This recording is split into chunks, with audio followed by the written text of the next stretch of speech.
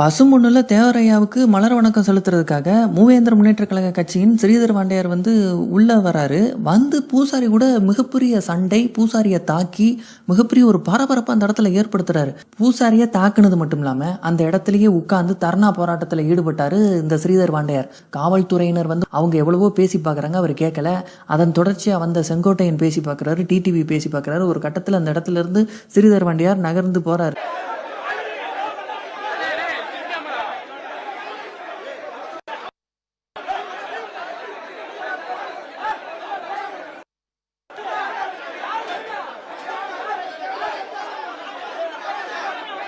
காவல்துறையினர் வரவழைக்கப்பட்டு அதன் பிறகு ஸ்ரீதர் வாண்டையார் அங்கிருந்து வெளியில் அழைத்து செல்லப்பட்டு இருக்கின்றார்.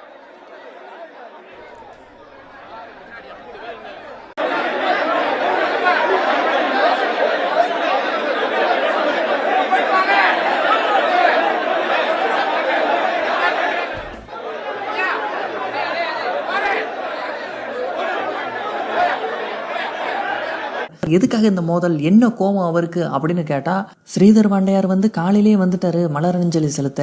ஆனா துணை குடியரசுத் தலைவர் வராங்க, முதலமைச்சர் வராங்க, அதுக்கப்புறமா மற்ற அரசியல் கட்சி தலைவர்கள்லாம் வராங்கன்னு சொல்லிட்டு ஒவ்வொருத்தரையா உள்ள விட்டுட்டு இவரை நீண்ட நேரமா காக்க வச்சுட்டாங்க. மேலும் அவர் பெரிய போராட்டத்துக்கு பிறகு அந்த கூட்ட நெரிசல்ல தாண்டி அஞ்சலி செலுத்தும் இடத்துக்கு வந்தப்புறம் கூட இந்த பூசாரிகள் கொஞ்சம் பொறுங்க, டிடிவியும் செங்கோட்டையனும் வராங்க, அவங்க அஞ்சலி செலுத்திட்டு போகட்டும் அப்படின்னு சொன்னதும் மிகுந்த ஆத்திரத்துக்குள்ளான ஸ்ரீதர் வாண்டையார் பூசாரிகள் கிட்ட சண்டைக்கும் மோதலுக்கு போனதா சொல்லப்படுது.